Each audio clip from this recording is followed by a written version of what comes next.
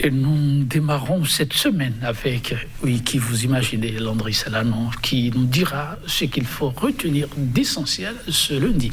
Landry Salanon, bonjour. Bonjour, Joël Etonji. Alors, pour ce premier rendez-vous de la semaine, on démarre avec quel fait ? Écoutez, des images insoutenables, en tout cas, qui ont circulé sur les réseaux sociaux ce week-end, appelé la police à pouvoir réagir. Un homme qui a été sérieusement bastonné. Évidemment, il appartiendrait à une certaine fraternité ou boni. Les mises en cause, notamment l'empereur, disons, de cette fraternité, a été donc arrêté, selon donc les audios publiés par la personne qui se présentait donc comme la victime. Des ministres également de cet empereur ont été aussi arrêtés par la brigade criminelle.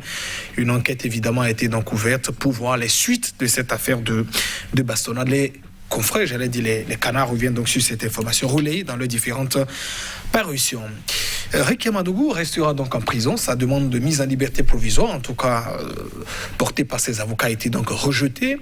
La présidente de la Chambre des libertés et de la détention, évidemment le juge, estime que son maintien en détention est encore nécessaire pour notamment l'ouverture, l'évolution des enquêtes. Et puis, troisième sujet également relayé par la presse, il s'agit de ses démissions au sein de Moël Bénin, le parti que préside Jacques Kayadji, ses fils Béo Aguia et puis Edmond Agnilé, en tout cas les deux membres qui avaient été suspendus il y a quelques jours, ont rendu le tablier. Ils ont donc démissionné à travers une lettre aussi publiée par les journaux dans les différentes parutions.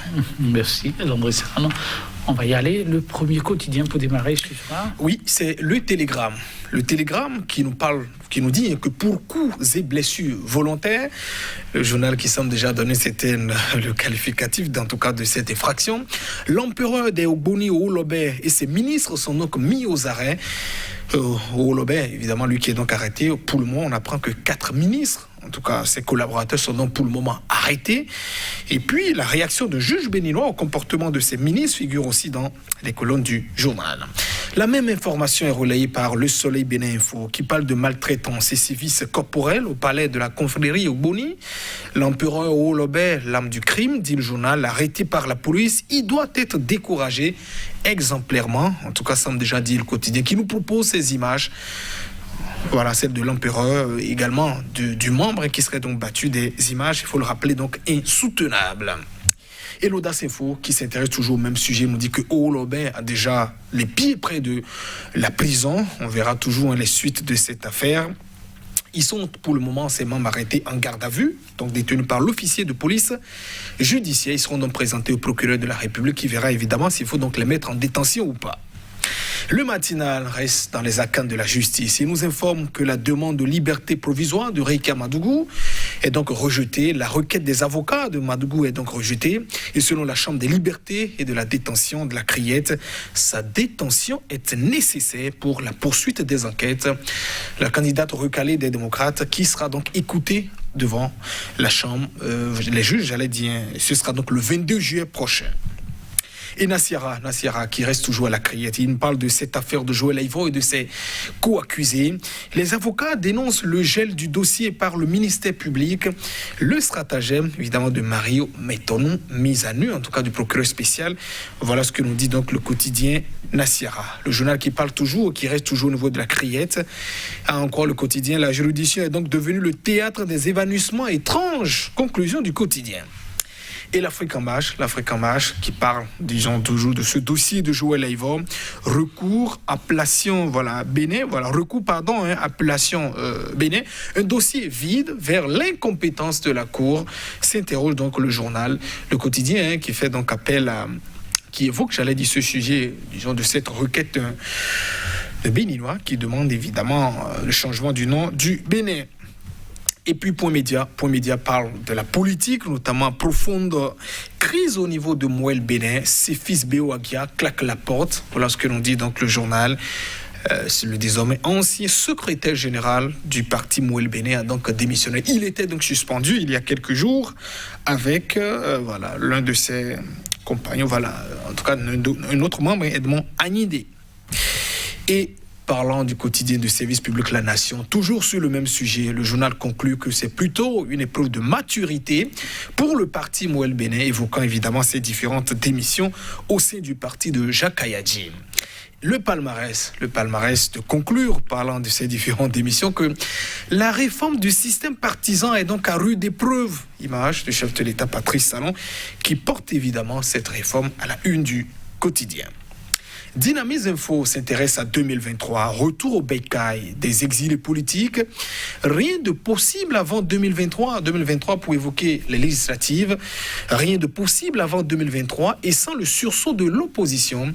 On rappelle évidemment que le porte-parole du gouvernement s'exprimait récemment. Les exilés peuvent rentrer quand ils le voudront. Et puis rejet de la demande de liberté provisoire à Pamadougou le 5 août. Ça s'annonce mal pour Joël Aïva.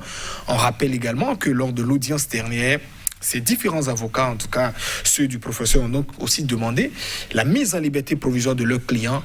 Dossier mis en délibéré pour le 5 août prochain. L'événement principal de réforme dans l'enseignement supérieur, les innovations du décret sur les universités. Désormais, il y aura donc un appel à candidature pour la nomination des recteurs et des différents doyens. Assez de changements dans, ce projet de décret. Et puis, le nouvel observateur qui s'est aussi intéressé, en tout cas à la lecture de ces innovations, nous rapporte cette Assemblée générale extraordinaire des universités nationales du Bénin. Sur pied de guerre, les enseignants du supérieur ont rejeté le projet de réforme, nous rappelle le nouvel observateur qui nous propose cette image de la ministre de l'enseignement supérieur. Matin Libre change de sujet avec ses émissions d'un eurobond ODD. Les spécificités du prêt du Bénin figurent dans les colonnes du journal. Et puis cette annulation du concours des conseils pédagogiques, Jean-Baptiste Elia se prononce, nous dit par ailleurs aussi le journal, qui rapporte aussi cette nomination de ce compatriote, direction générale de l'OMC, l'Organisation mondiale du commerce. Éloi Laourou est donc nommé conseiller principal, disons, de la directrice générale. On se rappelle ce compatriote qui s'était donc désisté en faveur de la candidate du Nigeria. Voilà, et ce sera évidemment tout, je vous l'ai dit, pour la une des journaux en leur parution de ce lundi. Merci à vous, Landry Salaman. Nous allons y aller avec le Télégramme. Oui, le Télégramme qui nous parle de cette affaire, en tout cas depuis hier, rapportée abondamment par les réseaux sociaux aussi, un peu dans la presse. Pour coups et blessures volontaires, l'empereur des Ogboni, Owolobe et ses ministres sont donc mis aux arrêts, nous dit le journal. Le Télégramme qui rapporte donc cette information, en tout cas, c'est en principe les témoignages de la victime, de la présumée victime, sur les réseaux sociaux, en tout cas, qui a donc mis sans doute la puce aux oreilles, sans doute de la police républicaine. On apprend évidemment que la personne aurait été donc sérieusement battue. Et je crois que c'est précisément le Soleil Bénin Info qui nous propose un peu une image de cette personne qui a été donc véritablement battue. Il rapportait, la victime, elle rapportait des témoignages, en tout cas de ce qui se serait donc évidemment passé. Il aurait été roué de coups par 18 ministres, disons, de l'empereur Olobe, lui-même qui au cours d'une réunion aurait décidé, disons, de la sanction qui devait donc lui être infligée. Selon ses propos, pour le moment, ce serait une affaire de dépôt, disons, d'argent, en tout cas sur un compte. Qu'est-ce qui s'est véritablement passé? Lui-même dans ses explications, est-ce que les fonds qui étaient donc envoyés, en tout cas, ne l'étaient donc pas, et que plus tard, en tout cas, le responsable aurait lui-même remboursé de ses proches? Je crois que la police criminelle, en tout cas judiciaire, essaiera donc d'éclairer tout ça. On rappelle que c'est la brigade criminelle, qui s'est chargée donc de l'affaire. Alors il y avait donc un détachement, disons de policiers au niveau du palais de l'empereur Olobe pour évidemment procéder à des interpellations. Ils sont donc 4 pour le moment. On apprend qu'il y a aussi d'autres interpellations qui seront donc en cours. Probablement ce lundi, ils seront donc sans doute présentés peut-être au procureur, peut-être encore demain. Et le procureur qui décidera un peu de la suite, parce que ce sont donc assez de sévices corporels, en tout cas des images pratiquement insoutenables de cet homme ensanglanté, pratiquement. On a vu aussi quelques images qui ont donc circulé, quelques coupons de vidéos où on voyait une scène de bastonnade, disons, d'un individu. On le rappellera, tant que l'on vous offense, on est dans un pays de droit. Vous allez simplement vous plaindre à la justice. On a déjà procédé quand même à la renonciation de la justice privée. Et même si ce sont vos employeurs, si vous avez donc des différentes questions d'argent ou pas, il y a des moyens, des procédures, en tout cas prévues par les lois au niveau de la République, pour vous faire rembourser. Vous n'avez pas à vous-même vous rendre justice, et notamment procéder donc de cette manière. On le rappelle là aussi toujours, les personnes interpellées sont toujours présumées innocentes jusqu'à ce que les causes de leur culpabilité soient donc établies. Mais attention avec ce qu'on voit, pour ces bribes d'éléments pour le moment,